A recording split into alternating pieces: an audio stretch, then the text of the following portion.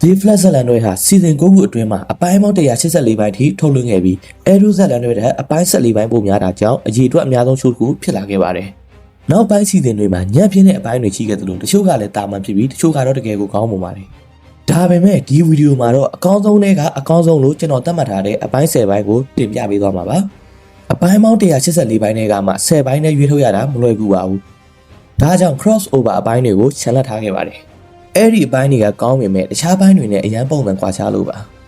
တကယ်လို့ထည့်သွင်းမယ်ဆိုရင်တော့ Flash Buzzer Arrow Invasion Crisis on RH Part 3နဲ့ Crisis on Infinite F Part 3တို့ကစီးထဲမှာပါဝင်နိုင်ပါတယ်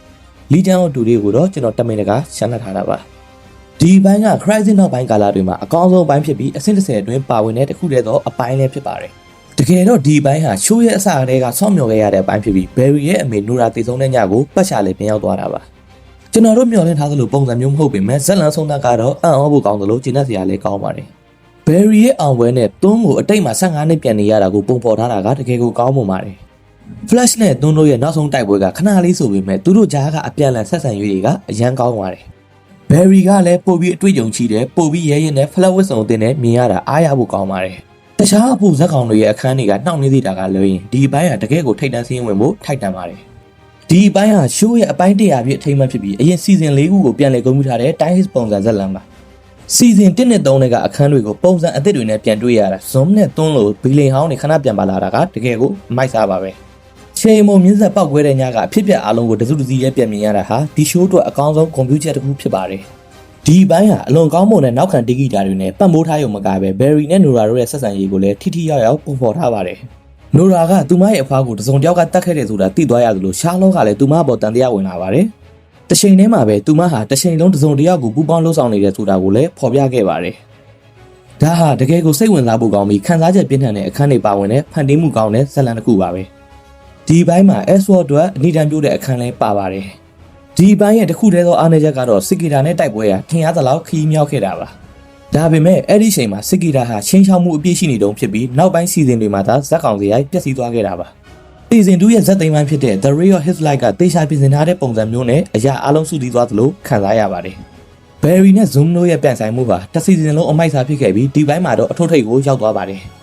Zoom က Henry Allen ကိုတက်လိုက်တဲ့အခါ Grant Gustin ရဲ့တရုပ်ဆောင်ချက်ဟာအခြားပိုင်းတွေနဲ့မတူဘဲတကယ်ကိုထူးခြားခြားကောင်းမွန်ခဲ့ပါတယ်အထူးသဖြင့်တံမြန်းတဲ့ဖုံးတဲ့လူဟာဂျီဂါရီဖြစ်နေုံနဲ့မကပဲ Barry ရဲ့အဖေ Henry Allen ရဲ့ကိုပွားဖြစ်နေတာကိုသိလိုက်တဲ့အချိန်မှာ Barry ရဲ့ခံစားချက်ဟာတော်တော်လေးကိုစိတ်မသက်မသာဖြစ်စေရပါ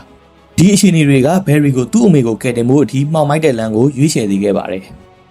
ဒီဘိုင်းဟာ Jigaris ကိုဖော်ထုတ်ပြတာက Zone က Blood Flat ဖြစ်သွားတာနဲ့ Flat Point တွေအတွက်အစပြိုးပေးတာကြောင့်နောက်ထပ် Season တွေကိုစောင့်မျှော်ရအောင်အရန်ကိုဆွဲဆောင်နိုင်ခဲ့ပါတယ်အားနေချက်အနေနဲ့ Zoom ရဲ့နောက်ဆုံးစီမံကိန်းကဘယ်ကနေဘယ်လိုရောက်ရှိလာတာမှမသိပဲတိတ်ပြီးအတိတ်ပဲမရှိတာတခုပဲရှိပါတယ်Season 1ရဲ့ဇက်သိမ်းပိုင်း First အနက်ကတော့ချိုးတစ်ခုလုံးမှာအကောင်းဆုံးဇက်လန်တစ်ခုတိစောက်မှုပါ Flash Series တစ်ခုလုံးမှာအကောင်းဆုံးဗီလိန်ဖြစ်ခဲ့တဲ့ Tom နဲ့ Barry တို့ရဲ့ပုံကိုယ်ရေးရပြိုင်ဆိုင်မှုတွေကပြင်းထန်လို့ဓာတ်နဲ့ဒီလိုရမတတ်တင်းမာမှုတွေရှိနေပါတယ်အဲ့ဒီချိန်တုန်းကအချိန်ကြီးသွားခြင်းဆိုင်ရာသိပ္ပံနည်းကျရှင်းပြချက်တွေဟာနောက်ပိုင်းအပိုင်းတွေထက်ဆိုင်ရင်ပိုပြီးလေးနက်မှုရှိလာပါတယ်Grant Gustin ရဲ့အကောင်းဆုံးသရုပ်ဆောင်ချက်တွေကိုဒီဘိုင်းမှာမြင်တွေ့ရမှာဖြစ်ပြီး Tom နဲ့စကားပြောတာတွေသူ့အမေကိုကယ်ဖို့ကြိုးစားတာတွေနဲ့နောက်ဆုံးမှာသူ့အမေသိဆုံးသွားတာကိုစောင့်ကြည့်နေရတဲ့အခန်းတွေဟာတကယ်ကိုခံစားချက်အပြင်းထန်ဆုံးပါပဲ။ဒါပေမဲ့လည်းဒီဘိုင်းဟာ Season 1ရဲ့အကောင်းဆုံး၄ဘိုင်းမြောက်အဆင့်မှာပဲရှိနေပါသေးတယ်။ဒီဘိုင်းမှာအမိုက်စားတိုက်ခိုက်ရေးခန်းတွေပါဝင်ပြီးဇက်သိမ်းဘိုင်းကလည်းတကယ်ကိုအလန်းကြီးပါ။ဇက်လန်းကတော့အပြစ်ဆိုပဲမရှိတာမဟုတ်ဘူးပေါ့။ Barry လှုပ်လိုက်တဲ့လှုပ်ရက်ကကဘာကြီးကိုပြက်စီးစေနိုင်တာမို့ဒါမျိုးကိုသူလှုပ်ပါမလားလို့တွေးစရာဖြစ်ခဲ့တယ်လို့ရရှိမဲ့အကျိုးထက်ဆွန့်လိုက်ရတာကပုံများနေတယ်လို့ပါပဲအဲ့ဒီတည်သွားတာကလည်းဇက်လန်းရအဝင်ဝေချဖြစ်ပေမဲ့ခံစားချက်အပိုင်းမှာတော့ထင်သလောက်ကြီးမထိခိုက်လာပါဘူးဒါတွေကသိငယ်တဲ့အပြစ်နာစာတွေတော့မဟုတ်ပါဘူးဒါပေမဲ့ကြံတဲ့အစိတ်ပိုင်းတွေအားလုံးကိုဖုံးလွှမ်းသွားနိုင်လောက်အောင်ကောင်းလွန်တာကြောင့် series တစ်ခုလုံးမှာအကောင်းဆုံးဇက်သိမ်းပိုင်းအဖြစ်ရှိနေသေးပါSeason 1ရဲ့အလယ်ပိုင်းဇက်သိမ်းပိုင်းကတော့အရင်ပိုင်းတွေကတိစောက်လာတဲ့အချိန်ဟုန်နဲ့တကယ်ကိုရင်ခုန်စေရပါပဲRiver Flat ပေါ်ထွက်လာတာက Barry ကိုတုံ့ပြန်မှုတွေပေးစေခဲ့ပြီး Grant Gustin ရဲ့ကောင်းမွန်တဲ့တရုပ်ဆောင်ချက်တွေကိုမြင်တွေ့ခဲ့ရပါတယ်။အဓိကဇက်လန်နဲ့ဆက်နွယ်နေတဲ့စိတ်လှုပ်ရှားစရာအခိုက်အတန့်တွေနဲ့အဓိကဘီလိန်နဲ့ပြိုင်ဆိုင်မှုတွေကိုလည်းပေါ်လွင်စေပါတယ်။ဒီဘိုင်းမတိုင်ခင်အထိ River Flat ကဘယ်သူလဲဆိုတာကိုနာမည်ကြောင့် Arizona ဖြစ်မလားဒါမှမဟုတ်အနာဂတ်ကလာမှန်းသိတာတဲ့ Harrison Well ဖြစ်မလားဆိုပြီးတန်တရားဖြစ်ခဲ့ကြတာပါ။ဒါပေမဲ့ဒီဘိုင်းမှာသူတို့နှစ်ယောက်လုံးက River Flat နဲ့တီးခြားစီပေါ်လာခဲ့တာကြောင့်အဲ့ဒီအချိန်တုန်းကကြည်ရတာတကယ်ကိုယူကျင်စရာကောင်းပါတယ်။နောက်ဆုံးမှာတော့ River Flat က Harrison Well ဖြစ်နေတာကိုသိလိုက်ရပါတယ်။ ဒီဘိုင်းမှာ Barry က Iris ကိုသူ့ရဲ့ခံစားချက်တွေကိုဖွင့်ပြတဲ့အခန်းလဲပါဝင်ပြီးသူတို့နှစ်ဦးကြားက drama ဟာအထွတ်ထိပ်ကိုရောက်ခဲ့ပါတယ်အရေးသားနဲ့တရုပ်ဆောင်မှုတွေကောင်းမွန်လွန်တာကြောင့်ဒီ drama ကအပိုင်းတစ်ခုလုံးကိုပို့ပြီးကြီးလို့ကောင်းစေပါတယ်ကျွန်တော်ကတော့ကြိုက်ပါတယ် Eric Volley လက်ထက်မှာတော့အကောင်းဆုံးပိုင်းက The Last Temptation of Barry Allen Part 1ဖြစ်ပါတယ်အရင်ပိုင်းကတိဆောက်လာတဲ့ Bloodsport ရဲ့စိတ်ပိုင်းဆိုင်ရာထိန်းချုပ်နိုင်စွမ်းတွေကိုတုံးချပြီးဇက်ကောင်ရဲ့အတွင်းစိတ်ကိုရှာဖွေဖော်ထုတ်ပြသွားတာတကယ်ကိုကောင်းမွန်ပါတယ်စိတ်ပိုင်းဆိုင်ရာနှိမ့်ဆက်မှုတွေနဲ့စိတ်လှုပ်ရှားစရာခိုက်တန့်တွေကို Grant Gustin ရဲ့အမိုက်စားတရုပ်ဆောင်မှုတွေနဲ့ပေါင်းစပ်ပြီးအကောင်းဆုံးတင်ဆက်ထားပါတယ်ဒီ feeling ကရေဘူးကအဖြစ်တော့တော်တော်မိုက်တယ်ဒါပေမဲ့ဒီပိုင်းကတော့သူ့အတွက်အကောင်းဆုံးပိုင်းပါပဲဘာလို့လဲဆိုတော့ Barry နဲ့သူတဲ့ကြားကပြိုင်ဆိုင်မှုကဒီမှာအထွတ်ထိပ်ရောက်သွားလို့ပါဒီပိုင်းမှာ Barry တေရတော့မယ်ဆိုတဲ့အငွေ့သက်တွေနဲ့ Crisis အတွက်ပြင်ဆင်မှုတွေကိုလည်းတိတိကျကျအာရုံစိုက်ထားပါတယ် Blood War ဇက်လန်တွေတစ်ခုလုံးကဒီလိုပုံစံသွားတာဆိုပေမဲ့ဒီပိုင်းမှာတော့အကောင်းဆုံးဖြစ်ခဲ့တာပါအဆုံးသတ်မှာ Barry တယောက် Blood War ရဲ့လွန်မှုကနေလွတ်မြောက်ပြီလို့ထင်ရပေမဲ့တကယ်တမ်း Ramsey ကသူ့ကိုအပိုင်စီးလိုက်ပြီဆိုတာကိုသိလိုက်ရတဲ့အခန်းကတော့တကယ်ကိုရင်ခုန်စရာပါပဲအဲ့ဒီချိန်တုန်းကပရိသတ်တွေက True Runner အသစ်ဖြစ်တဲ့ Wall လေးကြောင့် Flash ဇက်လန်တွေကအသက်ဝင်လာပြီလို့တော့ထင်ခဲ့ကြပါတယ်နောက်ပိုင်းဘာတွေဖြစ်ကုန်လဲတော့မသိတော့ပါဘူး Trista အပိုင်းကတော့ဒီ show ရဲ့လူသိမများပေမဲ့တကယ်ကိုအမိုက်စားအပိုင်းတစ်ခုပါနာမည်ကြီးလိုက်ရင်တော့တပတ်ပြတ် villain လို့အဖြစ်ပိုင်းတစ်ခုလို့ထင်ရပေမဲ့တကယ်ကိုအကောင်းဆုံးလူချမ်းတွေကတယောက်ဖြစ်တဲ့ Joker ပုံစံမျိုးနဲ့တရုပ်ဆောင်လာတာရမ်းပျော်ဖို့ကောင်းပါတယ်ဒါအပြင်သူ့ရဲ့စီမံကိန်းထဲမှာ Henry Allen ပါဝင်နေတာကြောင့် Barry နဲ့သူ့ဖေချာကစိတ်လှုပ်ရှားစရာစကားဝိုင်းတွေကိုမြင်တွေ့ရပြီးမင်းသားနှစ်ယောက်လုံးရဲ့တရုပ်ဆောင်ချက်တွေကတကယ်ကိုအဆင့်မြင့်ပါတယ်ဒီဘိုင်းမှာ Barry ပထမဆုံးချိန်နေရန်ဖြတ်တာကိုဝဲရဲ့ကူညီနဲ့လုပ်နိုင်ခဲ့ပြီးဝဲဟာ River Flat ဖြစ်နေပြီဆိုတာကို Barry တယောက်အပြည့်အဝယုံကြည်သွားစေခဲ့တဲ့အပိုင်းလေးဖြစ်ပါတယ်သူ့အမေကိုတတ်ခဲ့တဲ့သူနဲ့အလုပ်တူတူလုပ်နေရတယ်ဆိုတဲ့အသည့်က Barry အပေါ်ဘယ်လောက်ထိစိတ်ဖိအားဖြစ်စေရလဲဆိုတာကိုဒီဘိုင်းမှာကောင်းကောင်းကြီးပုံဖော်ထားပါတယ်ဒါအပြင် Barry က Henry နဲ့ Eddie ရှေ့မှာသူ့မျက်နှာဖုံးကိုရှုပ်ပြလိုက်တဲ့အခန်းကလည်းတကယ်ကိုလမ်းပါတယ်အခုဆိုရင်ထိတ်တန့်အပိုင်း3ကိုရောက်ရှိလာပါပြီဒီဘိုင်းတွေကတော့ကျွန်တော်အမြင်မှာပြည့်စုံလို့10မှတ်မှာ10မှတ်အပြည့်ပေးခြင်းတဲ့အပိုင်းတွေပါArrow မှာ4-5ပိုင်းလောက်ချိတာကလွဲရင်တခြားချိုးမှာဒီလောက်ထိအမှတ်ပေးလို့ရတာမျိုးမရှိပါဘူး Under Zone ပိုင်းမှာ Barry နဲ့အဓိက Villain Zone တို့ပထမဆုံးတွေ့ဆုံမှုကကြောက်စရာကောင်းတဲ့ပုံစံမျိုးနဲ့မိတ်ဆက်သွားတာပါ Zone က Barry ကိုအလဲလဲကွဲကွဲဖြစ်အောင်ရှင်းမုံပြလိုက်တာက Barry ထက်မြန်တဲ့လူချမ်းနောက်တစ်ယောက်လာရင်မကောင်းမှုဆိုတဲ့ယူဆကိုအပြီးတိုင်းထောက်ပြပစ်လိုက်ပါတယ်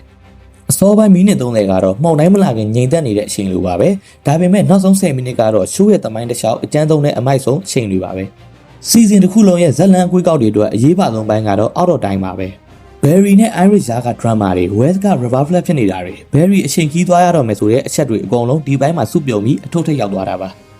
Barry နဲ့ Iris တို့နမ်းကြတာ Iris က Barry က Flat ဖြစ်မှန်းသိသွားတာတွေကတကယ်ကိုကျဉ်းသက်ဆရာပါ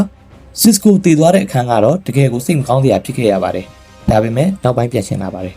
West က Eon ဘော့သွန်းဖြစ်နေတာကိုလည်းသိလိုက်ရတယ်ဂျိုးရဲ့ချက်တော့ကျိုးသွားတယ်မြို့ကြီးလည်းပြက်စီးတော့မယ်ဒီဘိုင်းကတော့ချိုးကိုအောင်မြင်စေတဲ့အချက်တွေအကုန်လုံးကိုစုစည်းနေတဲ့အပိုင်းပါပဲစီဇန်1ကတော့တကယ်ကိုကောင်းခဲ့တာပါ Cisco တည်သွားတာမျိုးနဲ့ Barry ပထမဆုံးချိန်ခီးသွားတာမျိုးမမျှော်လင့်ထားတဲ့အခိုက်အတန့်တွေပါဝင်လို့ပါ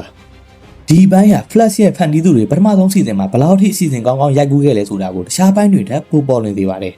Weather West လို Villain အပြင် River Flat ပါဝင်တဲ့အတွက်တကယ်ကိုရင်ခုန်စရာကောင်းပြီးအံ့ဩဖို့လည်းကောင်းတဲ့အပိုင်းကြီးတစ်ခုဖြစ်ခဲ့ပါတယ်တကယ်တော့ Under Flash တိုင်းအပိုင်းဟာစီဇန်တစ်ခုလုံးရဲ့ဇက်လန်အဆက်ဆက်တွေတဲ့ဆိုရင်အောက်တိုင်းတို့ဒါမှမဟုတ်စီးရင်တွေကအခြားပိုင်းတွေလောက်ရင်းပါလာပါဘူ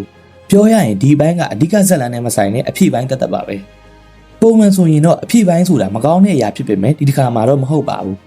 Under Flash တိုင်းကသူ့ဘာသာသူအစားအလေအဆုံးပြည့်စုံနေတဲ့ဇက်လန်တစ်ခုဖြစ်ပြီးကျွန်တော်အမြင်မှာတော့ရှိုးတစ်ခုလုံးကအခြားပိုင်းတွေထက်တောင်ပိုတာလုံးနေပါတယ်တိုးထက်တောင်ပိုကောင်းနေတယ်လို့ပြောလို့ရပါတယ်ကျွန်တော်ငယ်ငယ်တည်းက Flash ကကျွန်တော်ရဲ့အကြိုက်ဆုံးစူပါဟီးရိုးဖြစ်ခဲ့တာပါအခုထက်ထိလဲ Spider-Man ပြီးရင် Flash ကကျွန်တော်အတွက်နံပါတ်1ပါပဲ Justice League Ultimate ကိုကြည့်တော့က Wally West ကိုသဘောကျခဲ့တာပါအထူးသဖြင့် Justice League တစ်ဖွဲ့လုံးကိုအနိုင်ယူသွားတဲ့ Villain ကို Flash တယောက်တည်းကသူ့ရဲ့အစွမ်းအစစ်မှန်ကိုထုတ်သုံးပြီးနှိမ်နှင်းလိုက်တဲ့အခန်းမှာတော့တကယ်ကိုအံ့ဩမြင်တတ်ခဲ့ရပါတယ်ပေါ့ပါနဲ့ပြက်လုံးထုတ်တတ်တဲ့လူတစ်ယောက်မှာဖျားသခင်လိုစွမ်းအားမျိုးရှိတာကိုမြင်လိုက်ရတော့ Flash ဆိုတဲ့ဇာတ်ကောင်ကိုပို့ပြီးတန်ဖိုးထားမိသွားပါတယ်ဒီချိုးရဲ့ပထမဆုံးစီစဉ်တွေမှာအတော်လေးကောင်းခဲ့ပေမဲ့ Under Flash တိုင်းတိုင်းခင်ထိဒီလိုခံစားချက်မျိုးကိုဘယ်ပိုင်းကမှမပေးနိုင်ခဲ့ပါဘူးဒီဘိုင်းမှာ Barry ကိုခန့်ညားထည့်သွားတဲ့စွမ်းအားတွေရှိတဲ့ဖျားသခင်လိုပုံပုံမျိုးဖြစ်ပုံဖော်ထားတာပါ Flowers ဆောင်ကလည်းအလန်းစားရိုက်ချက်တွေကလည်းရုပ်ရှင်အစစ်တမ်းမျိုးနဲ့ CGI တွေကလည်းတကယ်ကိုအားရစရာပါ Barry ရဲ့ရုပ်ပိုင်းဆိုင်ရာစူးစမ်းအားထုတ်မှုတွေနဲ့အတူ Grant Gustin ရဲ့အကောင်းဆုံးသရုပ်ဆောင်ချက်တွေကိုလည်းမြင်တွေ့ရမှာပါဒီဘိုင်းမှာ Flash ကတခြားဘယ်အချိန်နဲ့မှမတူအောင်ပို့ပြီးမိုက်နေပါတယ်ဒါအပြင်ဇက်ညွန်းကလည်းတကယ်ကိုအရေးသားကောင်းပါတယ် Harry နဲ့ Jessica ကစိတ်လှုပ်ရှားစရာအခန်းခွဲလေးကလည်းတရုပ်ဆောင်ချက်တွေရောအရေးသားရောရင်းချက်ပြီးရင်ထဲကိုတကယ်ထိပါတယ်ကျွန်တော်အမြင်မှာတော့ Under Flash တိုင်းက Flash နဲ့ပတ်သက်ပြီးထွက်သမျှမီဒီယာတွေထဲမှာအကောင်းဆုံးနဲ့ကျွန်တော်ကြိုက်ဆုံးပိုင်းပါပဲဒါကတော့ Flash ရဲ့အကောင်းဆုံးပိုင်းတွေကြောင့်သုံးသက်ချက်တွေပဲဖြစ်ပါတယ်